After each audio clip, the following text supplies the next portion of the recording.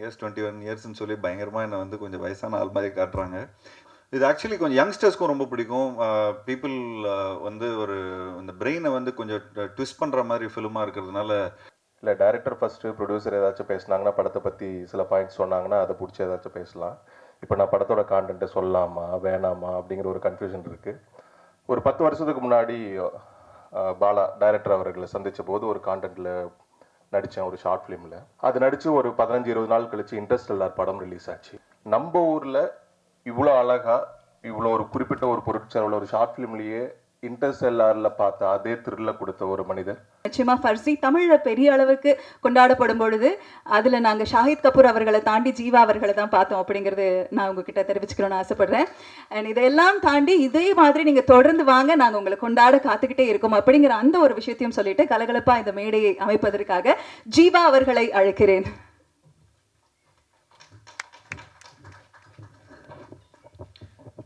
Thanks for the good vibes. Thank you so much. பத்திரிகை நண்பர்களுக்கும் media நண்பர்களுக்கும் என்னோட மனமார்ந்த நன்றியை தெரிவிச்சுக்கிறேன். பிளாக் படம் அதாவது ஃபஸ்ட்டு கதை சொன்ன உடனே எனக்கு உடனே பிடிச்சி போச்சு. அப்படின்னா ஏன்னா பல ஹீரோஸ் கிட்ட சொல்லி பல டிராஃப்டை வந்து கிளியர் பண்ணி என்கிட்ட வரும்போது ரிஃபைன்டு டிராஃப்டாக வந்திருந்தது போல இருக்குது. ஸோ அப்போது அது கேட்ட உடனே எனக்கு நமக்கு எந்த கரெக்ஷனோ எந்த இப்படி மாற்றுங்க இப்படி சொன்னால் இப்படி நல்லாயிருக்கும் அப்படிங்கிற மாதிரி எதுவுமே சொல்லலை. கேட்ட உடனே ரொம்ப ஒரு மைண்ட் ட்விஸ்டிங்கான ஒரு ஃபிலிம். ஒரு டைரக்டர் சொன்ன மாதிரி லெஃப்ட் பிரெயின் ரைட்டு பிரெயின் அப்படின்லாம் சொல்கிற மாதிரி கொஞ்சம் மக்கள் பார்க்கும்போது அவங்களுக்கு வந்து தேர்ட் ஐயே ஓப்பன் ஆகிடும்னு நினைக்கிறேன். ஸோ அந்த அளவுக்கு இருக்கக்கூடிய ஒரு மைண்டை வந்து ஒரு சைக்கலாஜிக்கலான ஒரு ஃபிலிம்னு சொல்லலாம், த்ரில்லருன்னு சொல்லலாம். ஒரு ஸ்டேஜில் வேறு இது ஹாரராக கூட அப்படின்லாம் கூட ஒரு கன்ஃபியூஷன் வரும். அண்ட் விவேக் பிரசன்னா சார் சொல்கிற மாதிரி அவருக்கு வந்து இந்த என் போர்ஷன் வருமா அப்படின்னு கேட்டார். அவரோட போர்ஷன் தான் முக்கியமான போர்ஷன் இந்த படத்தில்.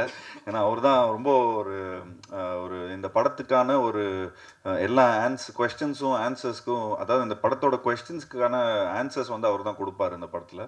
ஸோ ரொம்ப இன்ட்ரெஸ்டிங்காக இருக்கும். இது ஆக்சுவலி கொஞ்சம் யங்ஸ்டர்ஸ்க்கும் ரொம்ப பிடிக்கும். பீப்புள் வந்து ஒரு இந்த பிரெயினை வந்து கொஞ்சம் ட்விஸ்ட் பண்ணுற மாதிரி ஃபிலிமாக இருக்கிறதுனால கொஞ்சம் இப்போ இருக்கிற பசங்களாம் வந்து நிறைய இந்த யூடியூப் அது இது நிறைய எக்ஸ்போஜர் வந்துச்சு.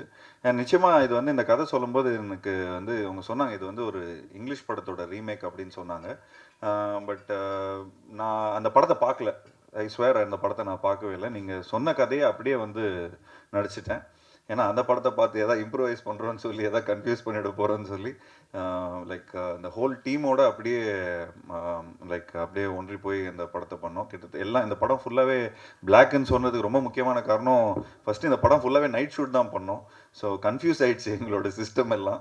ஸோ ஒரு ஒரு இந்த ஸ்பேன் ஆஃப் 2 months நாங்கள் இந்த படத்தை ஷூட் பண்ணோம். அண்ட் உண்மையிலே ஒரு பியூட்டிஃபுல்லான ஒரு எக்ஸ்பீரியன்ஸாக இருந்தது. எனக்கு ஒரு புதுமையான ஒரு எக்ஸ்பீரியன்ஸாக இருந்தது. அண்ட் என்னோட நிறைய ஒரு 21 இயர்ஸ்ன்னு சொல்லி பயங்கரமாக என்னை வந்து கொஞ்சம் வயசான ஆள் மாதிரி காட்டுறாங்க. பட் இந்த 21 இயர்ஸில் எனக்கு வந்து ஒரு புதுமையான ஒரு எக்ஸ்பீரியன்ஸாக இருந்தது. என்னோடய ஃபஸ்ட் 10 இயர்ஸில் வந்து நான் நிறைய கொஞ்சம் எக்ஸ்பெரிமெண்டலான ஃபிலிம்ஸ்லாம் ட்ரை பண்ணேன். அந்த பாணியில் அந்த ஒரு இதில் இந்த படம் வந்து ஒரு இந்த நெக்ஸ்ட் ஒரு வர படங்களில் வந்து எனக்கு வந்து ஒரு புதுமையான ஒரு படமாக இருந்தது. சாதாரணமாக என்னோட big fan of thriller films. ஏன்னா எல்லாம் போய் பிடிச்சி கடைசியில் இவன் தான்ப்பா பண்ணா அப்படிங்கிற மாதிரி சொன்னோன்னா திரும்ப பார்க்கவே தோணாது. அது செகண்ட் ஒரு ரிப்பீட் ஆடியன்ஸ்க்கான ஒரு ஃபிலிமாக இருக்காது. பட் இந்த படம் வந்து புரியறதுக்கே திரும்ப இன்னொரு வாட்டி பார்க்கணும். அதாவது இந்த ஃபஸ்ட் டைம் அதாவது புரியறதுக்குன்னா இந்த சென்ஸ் ஏதோ பயங்கரமாக சொல்கிறாங்க, பட் இந்த பாயிண்ட் ஆஃப் வியூவை திரும்ப இன்னொரு வாட்டி பார்ப்போமே அப்படிங்கிற மாதிரி இருக்கக்கூடிய ஒரு படமாக இருக்கும். ஸோ பாலா அவர்கள் வந்து உண்மையிலே இந்த கதையை ரொம்ப பியூட்டிஃபுல்லாக ஹேண்டில் பண்ணியிருக்காரு. And very few characters. அந்த ஃபியூ கேரக்டர்ஸ் ரொம்ப எங்கேஜிங்காக இருக்கும்.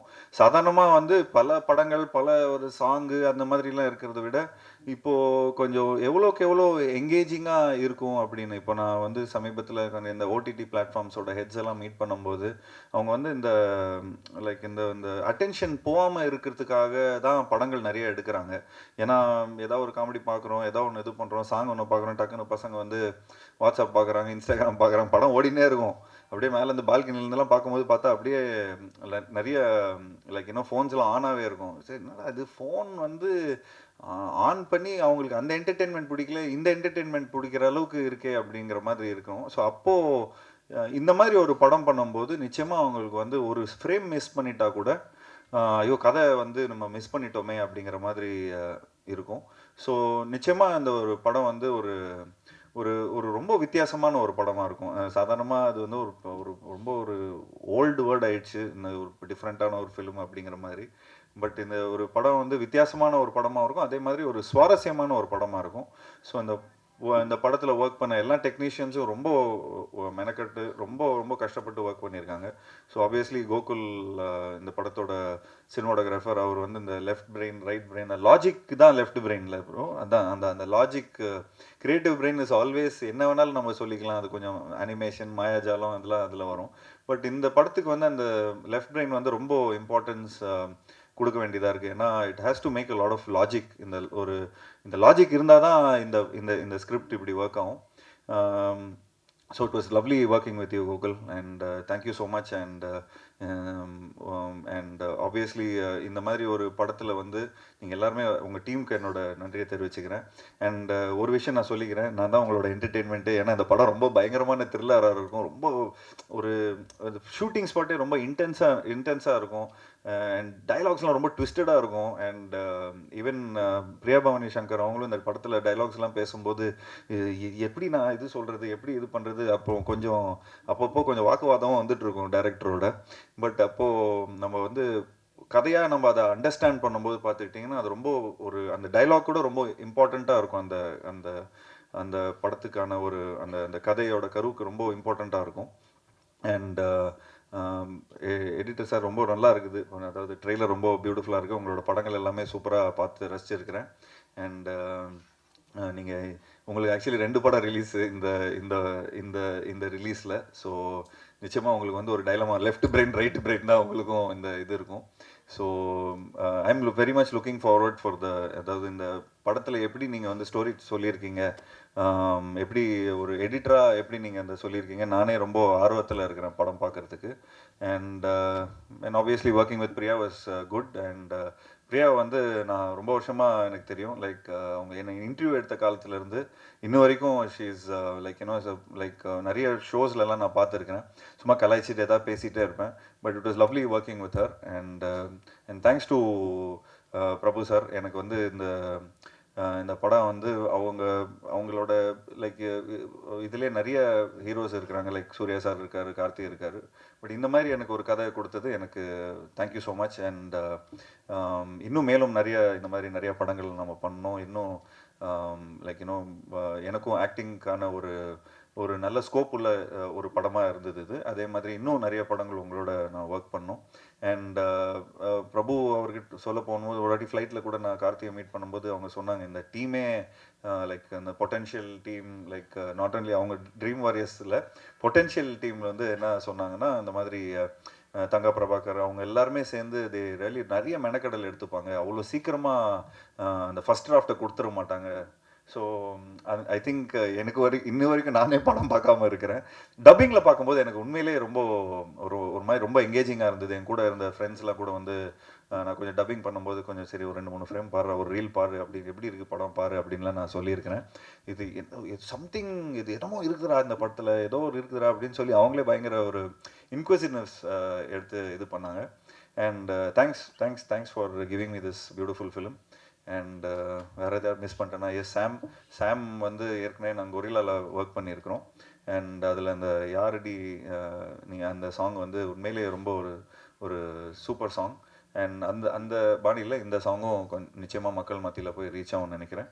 ஸோ இந்த படம் வந்து ஒரு வித்தியாசமான ஒரு படமாக இருக்கும். அண்ட் இந்த படத்தில் ஒர்க் பண்ண எல்லா டெக்னீஷியன்ஸ், அசிஸ்டன்ட் டைரக்டர்ஸ் அண்ட் சினிமாட்டோகிராஃபரோட அசிஸ்டன்ஸ் அண்ட் அதில் இருக்கிற எல்லா ப்ரொடக்ஷன் எக்ஸிக்யூட்டிவ்ஸ் எல்லாருக்கும் என்னோட நன்றியை தெரிவிச்சுக்கிறேன். அண்ட் நிச்சயமாக இந்த படம் வந்து ஒரு என்னோட கெரியரில் ஒரு முக்கியமான ஒரு படமாக இருக்கும். ஸோ ப்ரெஸ் நண்பர்களுக்கு என்னோட இந்த படத்தை நல்லபடியாக மக்கள்கிட்ட போய் சேர்க்கணும் அப்படின்னு சொல்லி நான் ரிக்வெஸ்ட் கொடுத்துக்கிறேன். Thank you so much. தேங்க்யூ. அனைவருக்கும் வணக்கம்.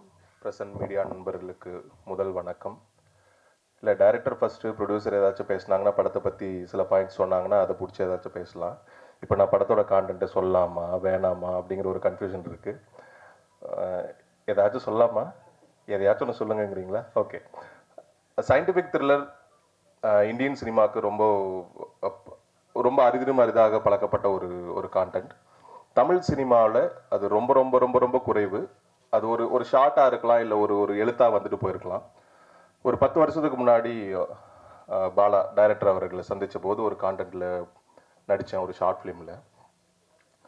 அது நடித்து ஒரு 15-20 நாள் கழித்து இன்டர்ஸ்டெல்லார் படம் ரிலீஸ் ஆச்சு.